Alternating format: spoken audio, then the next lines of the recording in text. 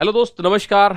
एक बार फिर से आप सभी का स्वागत है आरडब्ल्यू के इस परिवार पर। तो कैसे हैं आप लोग? उम्मीद है अच्छे होंगे, शानदार होंगे, ज़बरदस्त होंगे। तो चक्रवृद्धि ब्याज का एक बहुत छोटा सा कॉन्सेप्ट मैं आज आप लोगों के सामने लेकर आया हूं।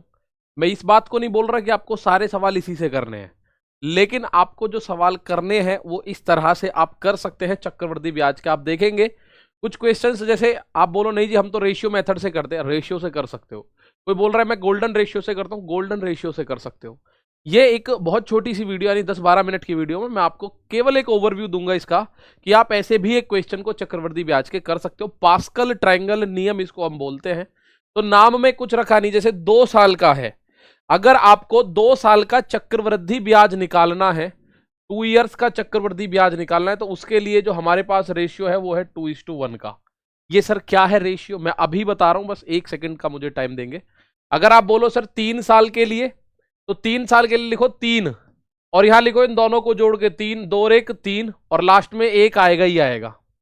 जैसे आप बोलो सर 4 साल का निकालना हो, तो 4 साल के लिए 4, अब इसको जोड़ो 3 और 3 6, इनको जोड़ो 3 और 1 4, और लास्ट में ये 1 तो आएगा ही आएगा। लास्ट में 1 तो आएगा। ट्रायंगल बनता है इस तरह से, ठीक है। ट्रायंगल बनता है इस तरह से, जैसे यहां 1 होगा, यहां 1, यहां 1, इस तरह से ट्रायंगल बनता है। तो मैं आपको वो नहीं बता रहा ट्रायंगल, मैं आपको सिंपल बता रहा हूं होता क्या। जैसे अगर बोलो आप 5 साल का निकालना हो सर, तो 5 साल के लिए 5 तो लिखना ही है। अभी यूज कैसे होगा वो मैं बता रहा हूं, मुझे बस 2 मिनट का टाइम दीजिए। 5 से आगे 6 और 4 10, तो 10 लिखो। 6 और 4 10, तो 10 लिखो। 4 और 1 5, तो 5 लिखो। और लास्ट में 1 तो आएगा ही आएगा। लास्ट में मेरे दोस्त 1 तो आएगा ही आएगा। ये साधारण ब्याज होता है, वैसे तो इतना अंदर हमें जाने की जरूरत नहीं, मैं आपको बस ये बता दूंगा हालांकि सारे कॉन्सेप्ट को। आप बोलो सर 6 साल का, जो कि नहीं पूछता है कभी, 6 साल का पूछता नहीं है, तो जैसे 6, तो इसको जोड़ोगे 5 और 10 15, 10 और 10 20, 5 और 10 15, 5 और 1 6, और लास्ट में 1 आएगा ही आएगा। 6 साल का ऐसे निकलेगा। पर 6 साल का कभी पूछता नहीं। आप देखना 2 या 3 साल का पूछता है, और 2-3 साल में मतलब पसीने छूटने शुरू हो जाते हैं, इस तरह से वो पूछता है। तो चलिए मैं कुछ क्वेश्चंस के माध्यम से आप लोगों को बताने की कोशिश करता हूं। 2 3 3 1 4 6 है क्या चीज। सबसे पहले क्वेश्चन आप लोगों के सामने आया, ये क्वेश्चन कह रहा है 8,000 रुपए की धनराशि पर 5% वार्षिक ब्याज की दर से 2 साल का चक्रवृद्धि ब्याज निकालो। तो मेरे भाई 2 साल का निकालना है ना आपको। 2 साल के लिए साधारण ब्याज है 2 और 1, यही तो है 2 साल के लिए। 3 साल के लिए 3-3-1, 4 साल के लिए 4-6-4-1, 5 साल के लिए 5-10-10-5-1, 6 साल के लिए 6-15-20, 15-6-1, 7 साल के लिए आप निकालोगे 7-15-6-21 और 35, ऐसे करके 35 आगे निकालोगे, जरूरत नहीं है वैसे। तो हमें 2 साल का निकालना है। अब करना क्या है इसका वो चीज समझिएगा। आपको निकालना है 8,000 का 5%। 8,000 का 5%, तो 8,000 का 5% आप बोलोगे सर 8 पंजे 40, ही हो गया 400, ठीक है। इसकी गुणा करोगे। आगे इसके नीचे लिखना है इस 400 का 5%, 400 का 5%, 400 का 5%, तो 5% ये हुआ 20, इनकी गुणा करो। 400 दूनी 800, और 20 एकम 20, तो ये इसका चक्रवृद्धि ब्याज आ गया 820। 2 साल का चक्रवृद्धि ब्याज क्या आ गया मेरे प्यारे भाई? 820। हमने क्या किया, जो भी रेट ऑफ इंटरेस्ट था वो अप्लाई कर दिया प्रिंसिपल पे। इसमें प्रिंसिपल का पता होना जरूरी है, प्रिंसिपल नहीं होगा पता तो हम अप्लाई नहीं कर पाएंगे, ये बात ध्यान रखना। और मैं ये नहीं कह रहा हूं ये बेस्ट तरीका है। चक्रवृद्धि ब्याज निकालने के 4-5 तरीके, रोज मैं एक वीडियो में सबको बताऊंगा। एक दिन गोल्डन रेशियो, एक दिन रेशियो, एक आज मैं बता रहा हूं पास्कल, एक दिन मैं आपको अगला बताऊंगा जैसे हमारा सक्सेसिव रेशियो होता है, सब चीज बता दूंगा, ठीक है।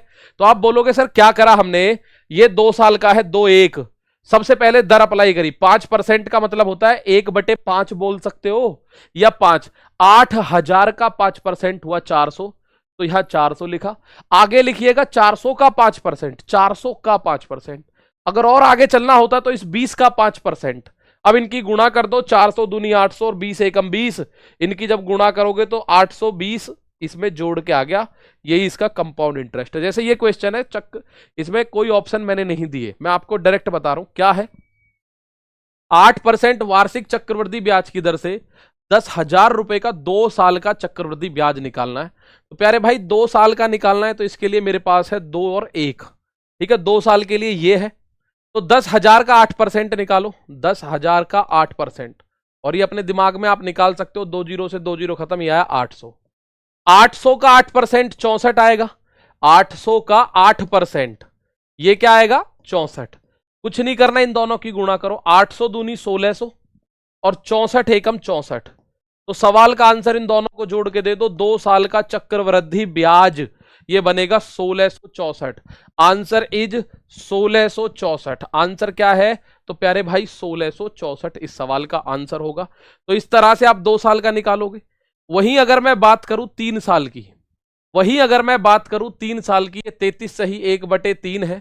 33 सही 1/3 होना चाहिए। ये भी भाई इसको थोड़ा सा सही कर लो, ये होना चाहिए 33 सही 1/3, 13:1/3%। ठीक है, आप बोलो। ये भी मैंने इसलिए ले दिया, कभी कल को आप 33 सही 1/3 के पीछे पड़ो, सर ये कैसे होगा। 54,000 की धनराशि पर 33 सही 1/3% वार्षिक चक्रवृद्धि ब्याज की दर से 3 साल का चक्रवृद्धि ब्याज ज्ञात करना है आपको। तो प्यारे भाई 3 साल का ज्ञात करना है ना। 3 साल के लिए मेरे पास जो पास्कल का नियम वो कहता है 331। 3 साल के लिए 331, 4 साल के लिए 4 6 4 1, 5 साल के लिए 5 10 10 5 1, किस तरह से होता है। ठीक है, तो अब इसमें सर अब मुझे 33 सही 1/3% नहीं पता, पर आपको 33 सही 1/3% की वैल्यू 1/3 होती है ये तो पता है। तो 1/3 अप्लाई कर दो। बात तो वही है जैसे इस सवाल में आपने देखा, सर हमने यहां देखा भाई 8% की फ्रैक्शनल वैल्यू जो होती है वो 2/25 है। तो 10,000 का 2/25 करोगे 800 ही आएगा। ठीक है, 10,000 का 2/25 करोगे तो 800 ही आएगा। तो ये 3 साल के लिए और 2 साल के लिए मैं ज्यादातर बता रहा हूं, क्योंकि हमारे जो क्वेश्चंस होते हैं 99% यही आते हैं। तो 54,000 का 1/3 निकालो। 54,000 का 1/3, 3 से काटा 18 तिया 54, तो 18,000 आया गुणा। अब 18,000 का 1/3 निकालो, तो 3 से 18 को काटोगे 6,000 आया। अब लास्ट में 6,000 का 1/3 निकालो, तो ये आया 2,000। कुछ नहीं करना, गुणा करके जोड़ दो। तो आप बोलोगे चक्रवृद्धि ब्याज आएगा 18 तिया 54,000 और 6 तिया 18,000, 2 एकम 2,000, तो आपका आंसर आएगा 74,000। कितना आंसर आएगा? 74। ठीक है भाई, ये होगा चक्रवृद्धि ब्याज 3 साल का। आप जानते हैं 54 और 18 और 20, 18 और 2 20, 20 और 54 74,000 रुपए। जो और तरीका आपको आता हो, रेशियो पेशियो मेथड जो भी है, उससे निकाल के देखोगे इसका आंसर यही आ रहा होगा 74,000 रुपए। 54,000 का प्रिंसिपल है लेकिन ब्याज है 74,000 3 साल में, तो वो होगा, इसमें कोई शक नहीं है। क्योंकि अगर साधारण ब्याज भी होता ना तो 33 गुणा 3 करोगे तो 129% का साधारण ब्याज बन जाएगा, यानी कि मूलधन से भी ज्यादा बन गया।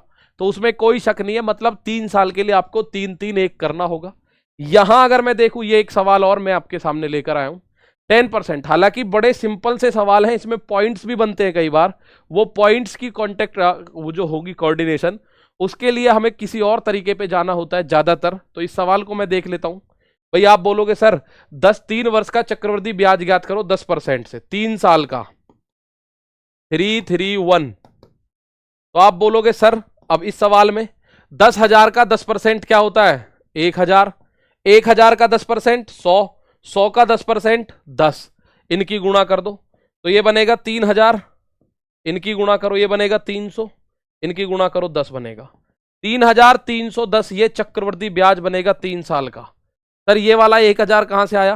प्यारे भाई 10,000 का 10% है। 10,000 का 10%, 10,000 का 10%, तो वो 1,000 हो गया।